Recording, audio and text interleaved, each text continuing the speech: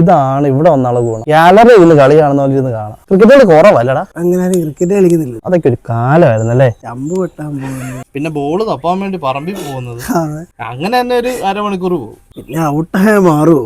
അതേ പറഞ്ഞത് വർക്കീരായി, പിന്നെ അത് അടിയായി. സ്റ്റംബർ ഇതൊരെണ്ണം മേടിക്കാനായിട്ട് 12 രൂപയുടെ ബോളിന് 1 രൂപ വെച്ച് വിരുവിട്ടാലേ ഉള്ളു 12 രൂപ ആകത്തുള്ളൂ. ഇപ്പൊ എത്രയാണ്? 30-35 അതിന്റെ വില. ഇതിന് തുളയൊക്കെ ഇട്ടിട്ടുണ്ടോ? ഇല്ലെന്ന് തോന്നുന്നു, നല്ല കട്ടിയുണ്ട്. തുളയിട്ടിട്ടില്ല.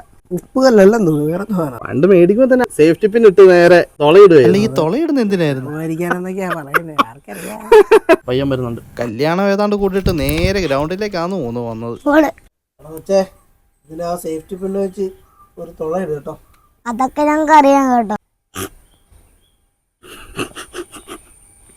എന്താണോ വെച്ചേ? Thank you uncle. അങ്കിളോ? Thank you uncle. നിന്റെ തന്തയെ പോയി വിളിക്കടാ അങ്കിളേന്ന്. എന്തിനാണ് എന്റെ തന്തയ്ക്ക് വിളിക്കുന്നത്? ഇനി അവനെ വിളിച്ചിട്ടാണ് ആ ബോൾ കൊണ്ട് തന്നെ ഏറുള്ളൂ. ഇവിടുത്തെ പിള്ളേരാണെങ്കിൽ ഒന്നും വിശ്വസിച്ച് പറയാൻ പറ്റും. നീ ആണ് സേഫാ. അവനെ ഔട്ടായി. ആ കൊച്ചുർക്കനാ